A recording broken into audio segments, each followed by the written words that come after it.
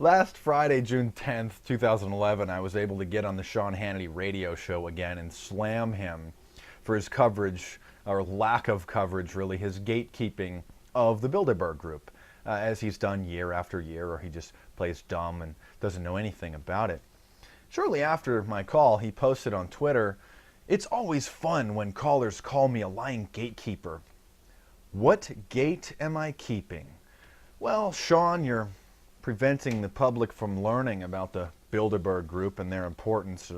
But now it's pretty much impossible for you and others in the mainstream media to deny any knowledge of it, as we have pressured the mainstream media into finally covering it here this year in 2011, a very historic victory for us here in the Resistance.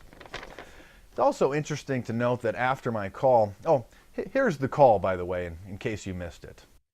800-941-SEAN. Let's get to Mark is in Oceanside in California. What's up, Mark? How are you? Pretty good. Just noticing you're ignoring the Bilderberg Group conference again this year, and I think that shows that you're covering up for them and acting as a gatekeeper. Pretty sad. Well, yeah, why don't you talk about them? Huh? I read all about it. What are you covering them up for? Because I'm hiding it from you. That's why. Yeah, you're hiding it from everybody. It's on the Drudge Report now. It's making it all over, man. We're winning, dude, you scumbag gatekeeper. I'm a scumbag gatekeeper. Yeah, why don't you talk about, it's not important at all, is it, Sean? The Bilderberg Group? Well, what part, I have in front of me their itinerary. What part would you like me to talk about? Why don't we just talk about how you've denied their existence and made fun of anybody that even mentions them, because they're just not important, are they, Sean? They just don't have any power at all, do they? All right, get lost. You need some help. Let us say hi to, let's see, John in Virginia Beach. What's up, John? How are you?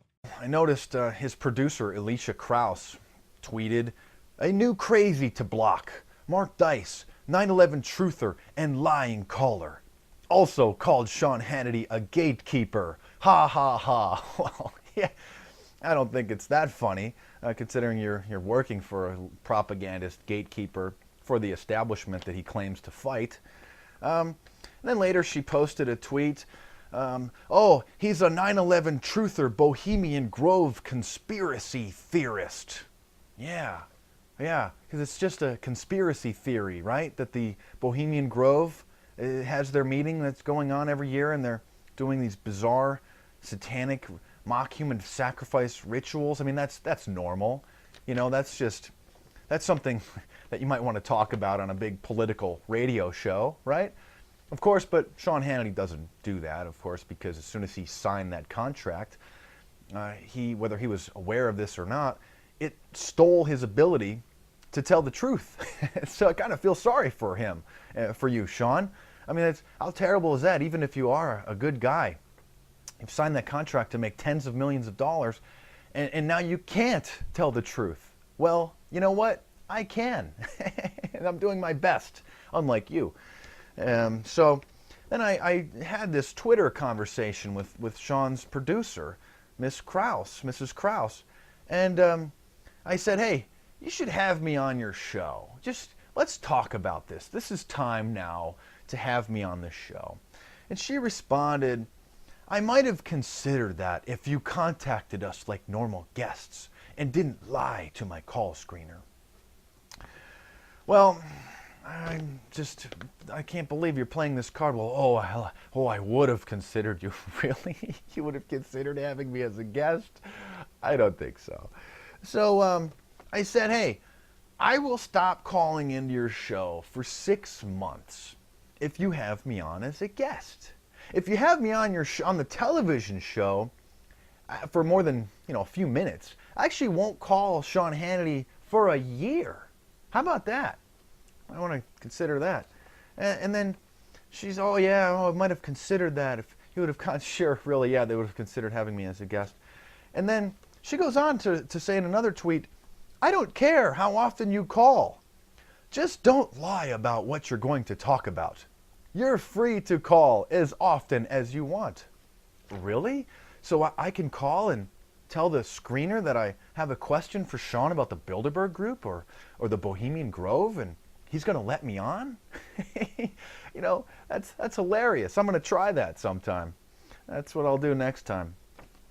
And I went back and forth with Alicia Krause on Twitter, and then after a while, she said, "It seems like Dice supporters are like Ron Paulers, all single men living in their mother's basements, attacking women."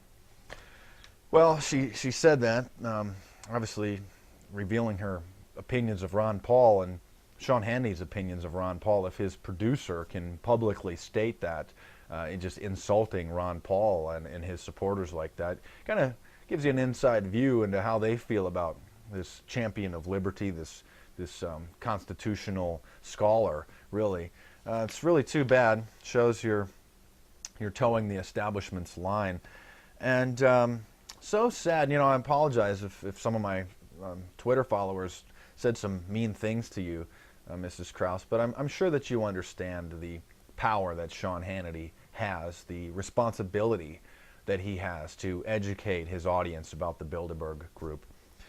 And here, oh, by the way, some people are mad that when I called Sean that I was angry, and they said, "Oh, if you would have been a little nicer, he would have talked to you about it." Really? Because here's my last call to Sean Hannity about the Bilderberg group, where I was very nice. Anyway, thanks for the call, Mark, KFMB, San Diego. Next, Sean Hannity Show. How are you, Mark? Pretty good, but with all this economic crises going on and everybody looking for answers and blame, I was wondering if you could talk about the Bilderberg group and the role that they play in the global economy and geopolitics. I have no idea what you're talking about. Let's go to Amy in Cincinnati, 55 KRC. What's up, Amy? Hey, Sean, how are you? Good. How are you? Great. I just wanted to let you know you're a great American. Thank you. You're a great American. Oh, I don't know what you're talking about. Yeah, you don't know what I'm talking about, Sean? Really? Either Sean was lying, or he's really is just completely unqualified to have the position that he has, because somebody of his prominence in Fox News and in the radio industry, talk radio, if he wasn't aware of the Bilderberg group even a few years ago, how out of touch is he with geopolitics and with global events, with the political structure here? I mean, that's really quite pathetic. But I think it's clear that Sean is the liar. His producer says that I lied to his call screener. Well, Sean is the liar, lying. He doesn't know anything about the Bilderberg group in the years past, pretending to just play dumb, really. So now we've changed the dynamic, because now nobody in the mainstream can play dumb like they have for decades, because we've pressured the mainstream media to cover it. Like I said, there are good people in that fight with their editors, and they did, and got the coverage, really to try to maintain any sort of credibility now. Because if after this year, if the mainstream media completely ignored the Bilderberg group meeting again, everybody is going to find out about it through social media, and it would just be quite obvious, the gatekeeping efforts. Now, let's just say one top topic here on the power of the Bilderberg group. You can see some of my other videos about the Bilderberg group. Go to Infowars.com and find out some in-depth coverage on them. But just let me ask you this. If the Bilderberg group just is an ordinary talk shop, just a bunch of powerful people just getting together talking, then how is it that they have been able to get the mainstream media to have a complete blackout for decades, for really 50 years, on this topic? I'm sure that it's just a coincidence, right? I'm sure that nobody in the mainstream media ever thought that the Bilderberg group was newsworthy, right? Yeah. So if the Bilderberg group has had the control, which they have, over the mainstream media for over 50 years to prevent the coverage, what else, what other backroom deals are they making? Yeah, well, we know some of those backroom deals, and you can just investigate the Bilderberg group on your own, because I don't have time to get into them here. There is one silver lining in this cloud, and that Sean Hannity's producer, Alicia Krause, after she started looking into me a little bit more, tweeted One thing Mark Dice did that's kind of awesome, threw a party at the Beverly Hilton in celebration when Paris Hilton was sent to jail for her DUI. So, well, I'm glad that you see that, you say that I'm kind of awesome, Alicia, and I hope now you've had some time to look a little deeper into what I do and who I am. And I think that maybe you and Sean and others will slowly have a differing opinion about me. But you probably can't say that on air, can you? That's a violation of Sean's contract. So what I say is just too dangerous, isn't it? It's just too counterculture. It's too anti-establishment. And I'm not some radical anti-government extremist.